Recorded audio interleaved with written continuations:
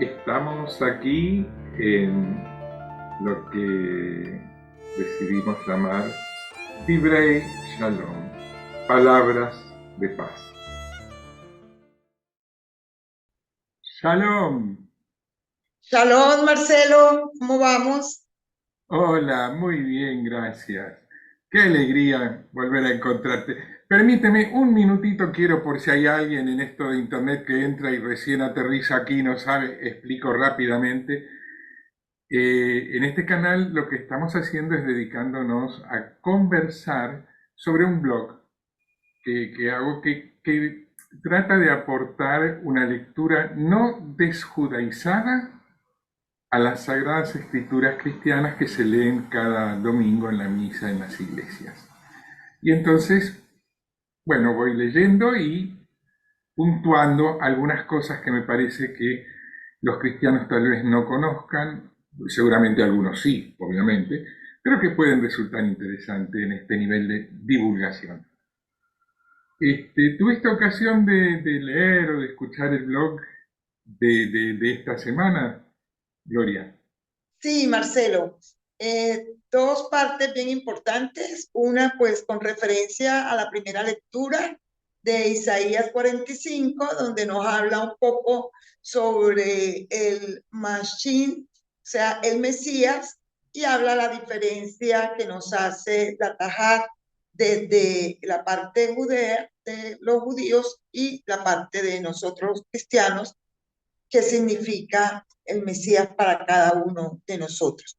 Y luego la segunda parte, que ya viene siendo la lectura del Evangelio de Mateo 22, que también es otro tema muy importante del Mesías. Entonces, primero que todo, me pareció muy interesante lo de el ungido, y pues la oportunidad como para dar a conocer qué es para ustedes el ungido y cómo interpretan ese machine que le dicen al Mesías, a diferencia de nosotros. Mashiach.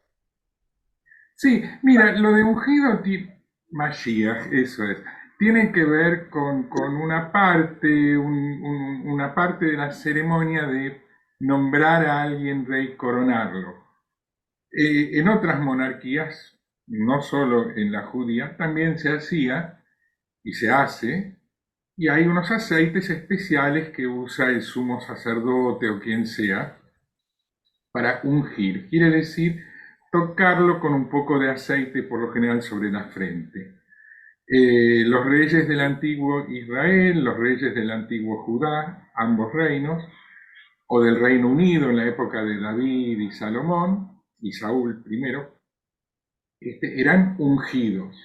Ungidos. Pero por eso el Mashiach, si bien es un ungido como si fuera un rey, su función no es regir como un rey, porque no hay un pueblo todavía unido en la tierra de Israel. Entonces la función del Mashiach, la primera, es fundar el reino de Dios. ¿Pero cómo? Primero convocando a todos los judíos y a todo Israel, también las tribus del norte, de las desaparecidas 10 tribus, convoca a todo Israel y lo conduce de nuevo a Tierra Santa. Esa es la función de un Mesías.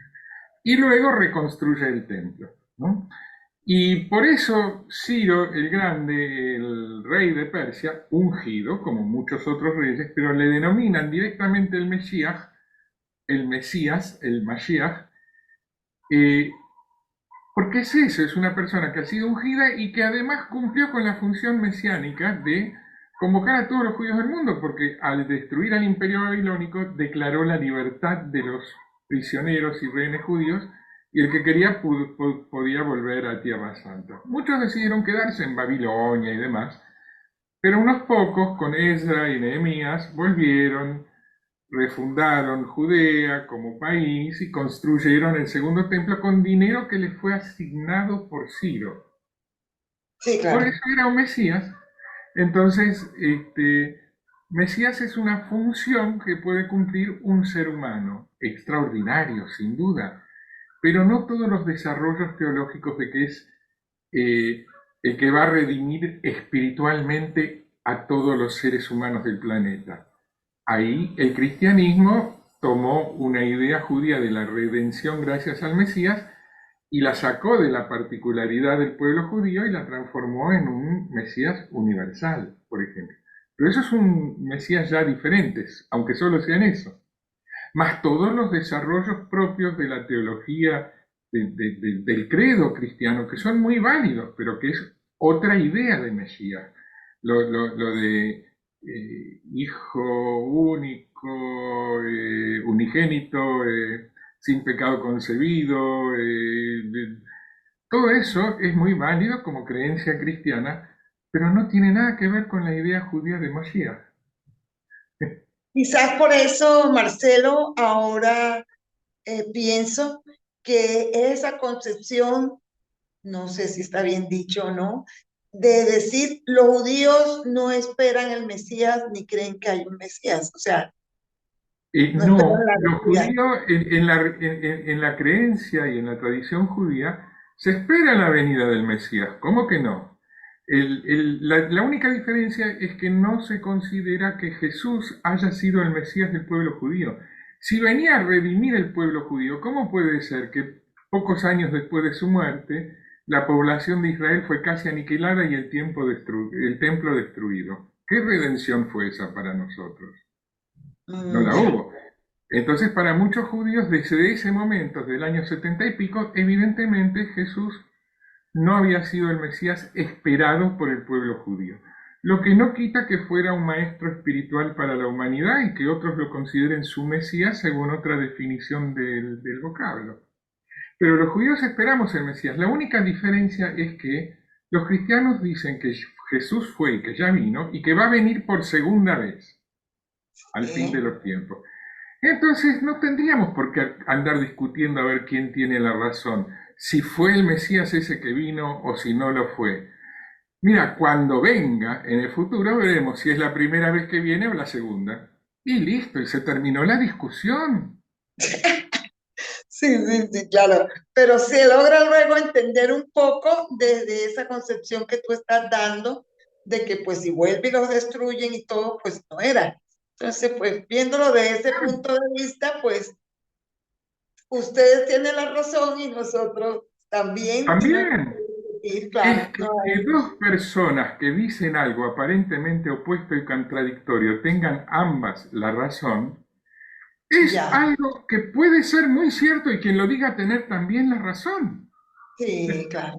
No Porque es depende momento de del punto de discutir. vista, depende del punto de vista de cada ser humano qué es lo que ve. La misma Claro. realidad se ve de dos maneras muy diferentes desde dos puntos de vista diferentes. Y no es que uno sea verdadero y el otro falso o mentiroso o inválido. No, es el punto de vista de la otra persona. Puede interesarte o no.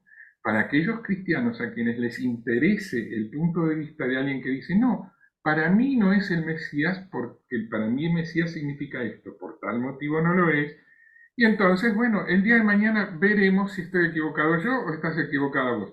Pero no es lo más importante entre nosotros. Querer tener la razón destruye la posibilidad de que dialoguemos. Podemos estar en desacuerdo sobre algunas cosas y seguir juntos, Pero pensando juntos. eso es lo importante, o sea, eso es como lo bonito de esto que estamos manejando, que es aprender mutuamente y quizás entender un poco por qué se ha llevado a esos extremos cuando podemos, como lo del sínodo, caminar juntos a pesar de las diferencias. Sí. Sí. Mira, el tiempo corre. Y vos me habías planteado el segundo tema, ¿no? Sí, Lo del diezmo. ¿Quieres planteármelo como una pregunta así concreta que yo pueda responder rápido en el tiempito que queda?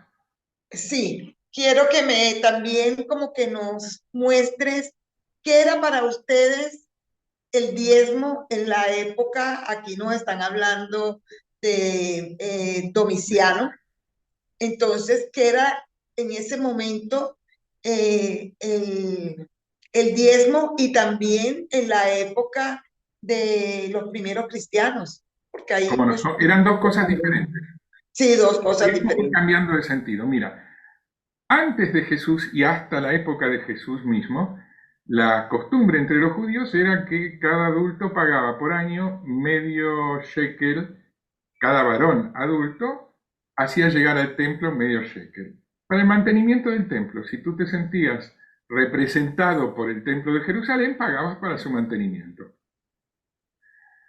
Y ese era el primer diezmo. Pero Sí, poco después de la muerte de Jesús destruyeron el templo. Los mismos romanos que lo crucificaron después destruyeron el templo. Y entonces, ¿qué sentido tenía recaudar un impuesto para mantener un templo que ya no existía? Y entonces ahí ese emperador romano en el año 73, después de destruir el templo, dijo, no, no, no, sigan pagando el impuesto todos, no solo los varones adultos, las mujeres, los niños, los pero niños. para reparar el templo de Júpiter Capitolino en Roma. Y ahí el diezmo lo transformaron en un impuesto, que se llamó el Fiscus Judaicus. Luego, más adelante, cuando el Fiscus Judaicus dejó de aplicarse a los... porque primero se amplió e incluyó que tenían que pagarlo los cristianos venidos de otros pueblos, los gentiles que se acercaban al judaísmo. Les impusieron que, o sea, uno quería ser judío siendo de otro pueblo y tenía que pagar un impuesto especial para poder ser judío. Y claro, era antipática la cosa. Entonces muchos cristianos gentiles empezaron a pensar, ¿y si no nos declaramos judíos? Y ahí se empezó a abrir una brecha entre judíos y cristianos que se tradujo en la creación de una tradición interpretativa propia, el desarrollo de una teología propia, de esos cristianos que todavía eran judíos, vivían casi como judíos, y unidos a judíos que esperaban la próxima venida de Jesús, el Cristo. Y ahí empieza la divisoria de aguas, ahí empieza la grieta entre judíos y cristianos, y la desjudaización de la cristiandad, que fue no solo una desjudaización, sino una apertura hacia lo universal en lugar de lo particular, pero también fue una romanización.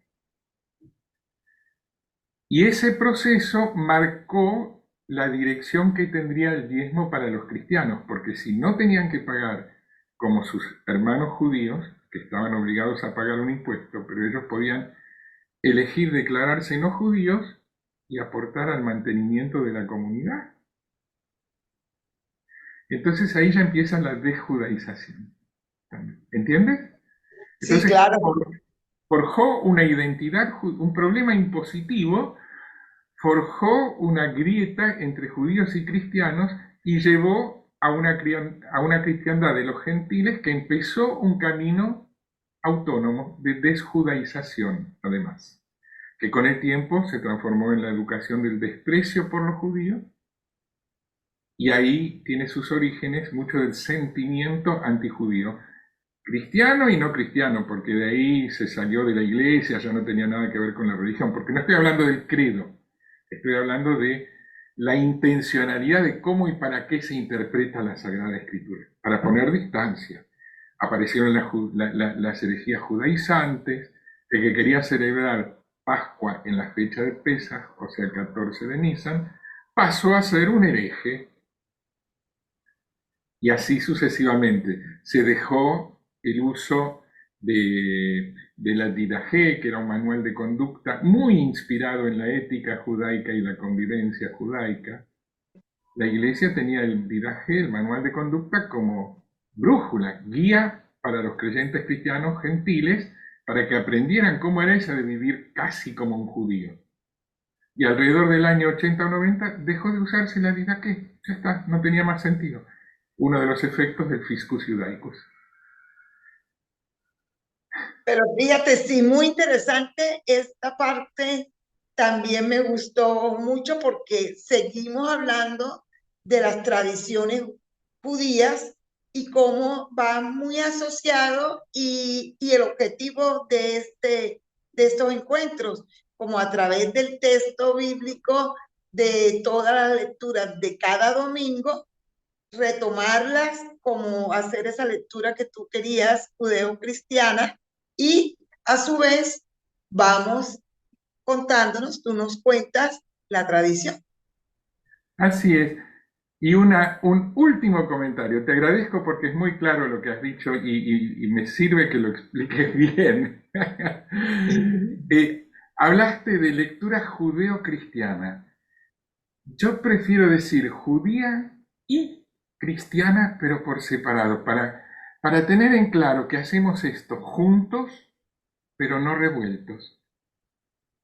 Muy bien, sí, pero creo que bueno, no tanto para ti porque por tu profesión, porque eres pues un profesor de la Universidad Católica, eh, creo que aquí estoy aprendiendo yo mucho más porque estoy como la parte mía del conocimiento de la tradición, más pues mi formación bíblica como cristiana. Eso me da todo un contexto para entender muchas cosas. Bueno, me alegro. Eso de verdad. Te lo agradezco y me alegra mucho.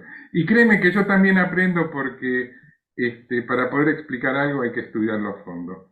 Y eso lo sé como profesor, aclaro, de la Universidad del Salvador, no de la Católica, Ah, pero no sabía. para poder sintetizar una idea, hay que estudiarla y entenderla, ¿no? Así que te agradezco esta Por eso, posibilidad. pero en eso estás hace muchos años, por la experiencia de la lectura. Y esta conversación se prolonga más que el límite de tiempo que nos propusieron para el video. La No, pero seguimos. apenas. Ojalá les guste a todos los que lo han escuchado y pues estén como nosotros aprendiendo y conociendo cada día nuevas cosas. Shalom, shalom. Shalom, Ah, shalom. ibas a Buenas. decir algo. Que acá me está escribiendo alguien que por qué no hablo del diezmo hoy en día, como es en la colectividad judía. Ah, Funciona me parece diferente. Son bien. donaciones voluntarias y hay de diferente índole. Hay las que recauda la comunidad para el Estado de Israel, hay oficinas que recaudan para fines específicos. Por ejemplo, existe una organización que recibe donaciones para plantar árboles en Israel. Y existe desde antes de que se fundara el Estado de Israel. Y tantos árboles ha plantado que ha transformado desiertos y pantanos en bosques. Muy interesante. Y Y cuando creo, nace un niño judío, se le regala a los padres una cantidad de árboles con un bosquecito, para hacer un bosquecito que lleve el nombre del hijo que acaba de nacer. Se dona para el Estado de Israel de este modo. Entonces, si yo voy a Israel, veo el conjunto de arbolitos que plantaron cuando nací yo. qué bueno. Aquí se hace cuando la persona fallece, en vez de mandar unas flores, pues se manda para que siembre un árbol en nombre de esa persona. Bien, también. Sí, Ahora sí, me bueno, parece que tenemos que despedirnos, ¿no? ok, Ha sido un shalom, placer. shalom, hasta la Shalom, próxima. shalom, bendecida y feliz semana. Lo mismo, hasta luego.